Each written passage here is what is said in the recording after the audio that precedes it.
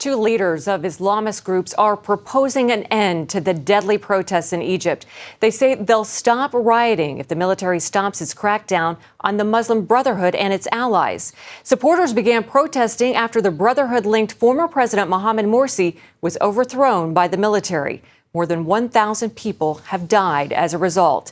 This new proposal to end the violence comes after much of the Muslim Brotherhood's leadership has been arrested.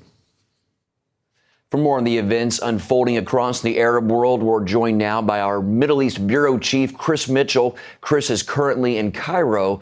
Now, Chris, before we get to the situation in Egypt, let's go back to Syria. It looks as though the West really is going to take some military action against Syria. The question is, what will bombing a few airfields or chemical weapon plants do?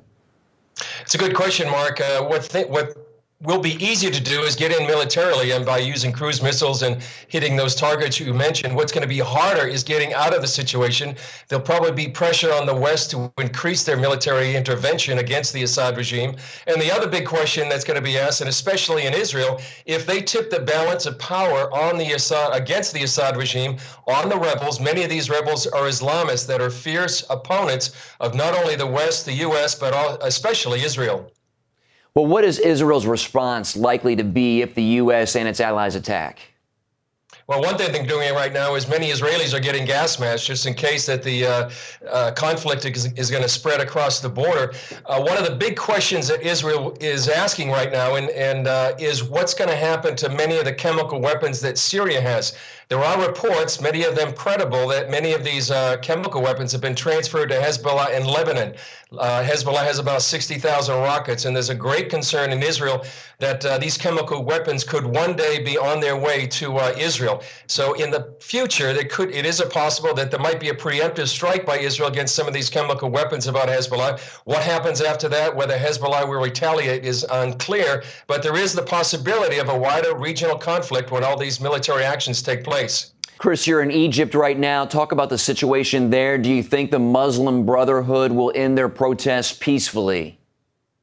I don't think that's going to happen, Mark. And one thing that we've been doing is just yesterday we were down in a Egyptian town called Minya, and many of the churches, Christian businesses, orphanages actually, and one of the ministries down there have been attacked by the Muslim Brotherhood and pro-Morsi supporters.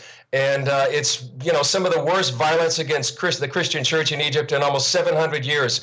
And yet, despite that, Mark, we found that many of the Christians there are resilient. They are saying they're going to continue their ministry even more than before. They're putting their faith in Jesus Christ. And we'll hopefully have that story to you tomorrow on Newswatch and the 700 Club. And it's quite inspiring to see how they're reacting to the persecution they're facing on a daily basis. Boy, it sure is. Yes, we look forward to that. Chris, thanks so much for you and your insights, and stay safe. And for more of Chris's coverage of the Middle East, make sure you check out his blog and show, Jerusalem Dateline. You can find links to both on our website, cbnnews.com.